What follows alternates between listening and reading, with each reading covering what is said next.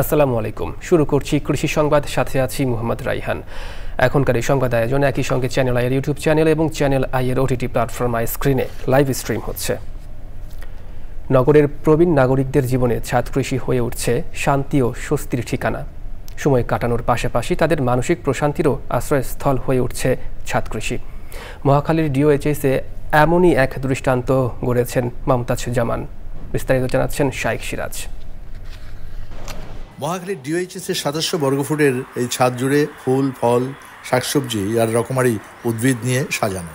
খুব ঘন নয়, তবে পরিপাটি এই সবুজের মাঝেই দিনের বেশিরভাগ সময় কাটে প্রবীণ নাগরিক মমতাজ জামানের। বার্ধক্য জীবনে নিঃসঙ্গতা কাটাতে নিজের ভালোবাসা আর যত্নে গড়ে তুলেছেন এই ছাদ কৃষির আয়োজন। কয় ছেলে কয় মেয়ে? 3 মেয়ে, 2 মেয়ে 1 ছেলে। সবাই দেশে আছে? সবাই দেশে আছে, যে যার সেটেল। মাশাআল্লাহ, তো আপনি তো খুব সুখী মানুষ। দোয়া করবেন। আর ছেলেমেয়েরাও তো আসতে পায় না, সবাই ব্যস্ত, টিচারি পড়ায়, তাদের আমার আশা লাগবে না।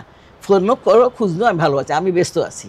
এই গাছগাছালি এখন উদ্যোক্তার জীবনের অন্যতম প্রেরণা, মানসিক এবং শারীরিক সক্ষমতা ধরে রাখার মূল মন্ত্র। ছেলে বাইরে গেছে বেড়াতে আমেরিকা, এই জন্য আমি বাসায় থাকতে পারি না। আমার ছেলে মেয়ে দেবে না বাসায়, খালি বাসায়। দিনে আসি, রাতে আমার মেয়ের বাসায় চলে যাই, ওই ক্যান্টনমেন্টের বাসা, ওই থাকতে দেয় না। এই জন্য 2 দিন বাগান দেখি না, অস্থির লাগছে। আজকে আমার মেয়ের বাড়ি থেকে এসেই বাগানে আসছি। বয়সের সীমাকে অতিক্রম করে এখানকার প্রতিটি উদ্ভিদের সাথে গড়েছেন এক নিবিড় সম্পর্ক। এই যে পেয়ারা দেখছেন, পেয়ারা, হ্যাঁ, এটা কি ওই যে সৈয়দি পেয়ারা? সৈয়দ পেয়ারা বলে, যে এই 2টা আছে ওখানে, হাড়িভাঙ্গা। তারপর ওই দের কলাও হয় ওই যে।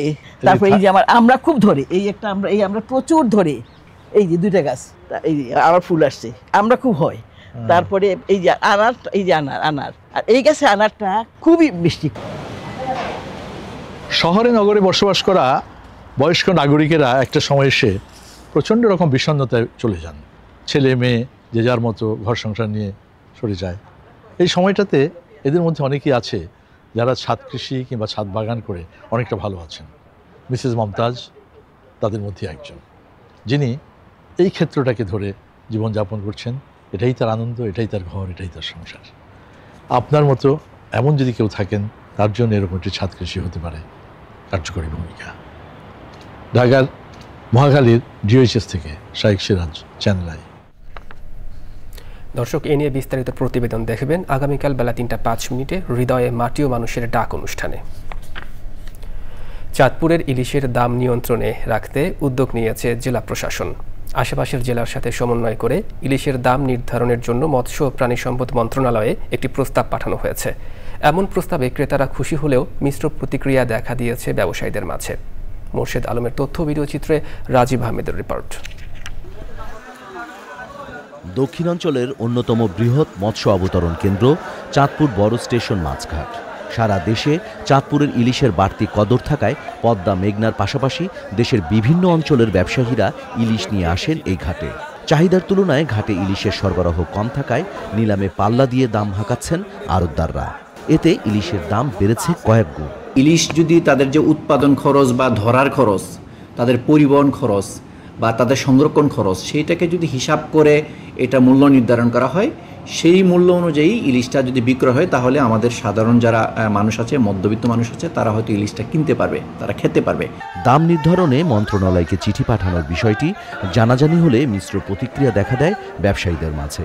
দাম আছে 2500 টাকা, এরা বলবো 1500 টাকা। ঠিক আছে, এখন জালুয়া তো মাছ পাইতেছে না, জালুয়ায় মাছ যত বেশি পাবো তত দাম কম হবে। আমদানি যদি কমে যায়, মাছের দামটা বেড়ে যায়। এখানে যদি ডিসি নির্ধারণ করে, তাহলে কাঁচামালের বাজার, এটার বাজার কখনই নির্ধারণ করা যাবে না। কাঁচামাল নির্ধারিত কোনো রেট হয় না। কাঁচামাল হইল গা, আমদানি বেশি হয়েছে, দাম কমে গেছে গা, আমদানি নাই, দাম বাড়ছে। ইলিশের দাম নির্ধারণের এমন প্রস্তাবে খুশি ক্রেতারা। কালকে থেকে আজকে মাছের দাম 200 টাকা কেজিতে কম আছে। মাছ তো আমরা কম দেখতেছি না, মাছ প্রচুর বেড়াইছে, এই হিসাবে তো মাছ নেওয়া যাবে না। চাঁদপুরের পদ্মা ও মেঘনায় ইলিশের উৎপাদন বৃদ্ধি ও বিভিন্ন কর্মসূচি শতভাগ বাস্তবায়নের দাবি জানিয়েছেন ব্যবসায়ী নেতারা। সামান্য মাছ 10 কেজি, 20 কেজি, 5 কেজি, 15 কেজি, এই সকল মাছ এগুলো কি সিন্ডিকেট করবে? এগুলো খুচরা ব্যবসায়ীরা কিনে আধা ঘন্টা, 1 ঘন্টা, 2 ঘন্টা বসে আবার বিক্রি করে ফেলায়। প্রযুক্তির বিকাশে শুধু ঘাটে নয়, চাঁদপুরের ইলিশ বিক্রি হচ্ছে অনলাইনেও। ইলিশের দাম নিয়ন্ত্রণে সরকারি নজরদারি প্রয়োজন বলে মনে করছেন সংশ্লিষ্টরা। Rajib Ahmed, Channel i. টাঙ্গাইলের যমুনার দুর্গম চরে এবার তিলের ব্যাপক ফলন হয়েছে। এর মধ্যে বাড়ি বিভিন্ন জাতের তিলের আবাদ বেশি হয়েছে। বিস্তারিত মুসলিম উদ্দিন আহমেদের রিপোর্টে। চলতি মৌসুমে টাঙ্গাইলে ৩,১২৮ হেক্টর জমিতে তিলের আবাদ হয়েছে। বিশেষ করে পার্টনার প্রকল্পের আওতায় বাড়ি ৪, ৫ ও ৬ জাতের তিল আবাদে ব্যাপক সাফল্য এসেছে। ভুট্টা আবাদের পর এসব জমি পরিত্যক্ত অবস্থায় পড়ে থাকতো, এবার সেই জমিতে তিলের আবাদ হয়েছে।